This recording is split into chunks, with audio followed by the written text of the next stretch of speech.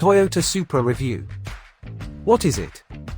A car that's been 7 years in gestation and returned 21 years after its last appearance. Yet still it resonates. Supra. We first had it confirmed at the Detroit Motor Show back in 2014, when it was called the Feat 1 concept. Since then, much controversy. Mostly as a result of Toyota's partnership with BMW. Yes, is this just a BMW in a Japanese suit? Underneath, the Supra shares a platform, running gear, engine, gearbox and large chunks of the interior with the latest BMW Z4. Another example of Toyota partnering with other marques to make the economics work, see also GT86 Subaru BRZ, and Aygo, Peugeot 108, Citroën C1. But this partnership is different, because the Supra matters. It's not a run-of-the-mill hatchback or a newly introduced small coupe. The Supra badge has history, a history that places it front and center in Japanese car culture alongside the Honda NSX and Nissan GT-R. It's a car about which the president of the company, Akio Toyoda, a known petrol head, has said, "Supra is like an old friend that holds a special place in my heart," and yet rather than building a bespoke halo car from scratch, the world's largest car company has chosen to ship in large chunks of a moderately well-regarded German roadster. And build it in Austria. That odd for a proudly Japanese company. Of course Toyota's version is different, but here's the crux. Toyota has history with the straight six layout.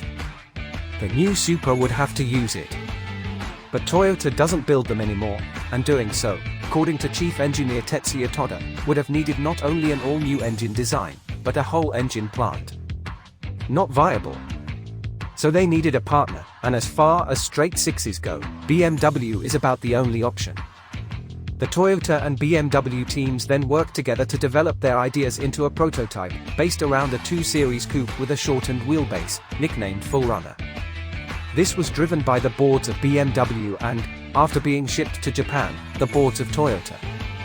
It was given the go-ahead, and the two teams separated and developed their cars themselves. Toda-san only drove a Z4 just before it went into production. Enough background.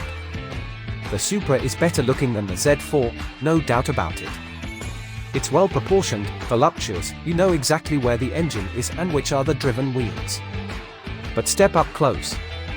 See the vents on the bonnet, doors, under the headlights and taillights. They are fake.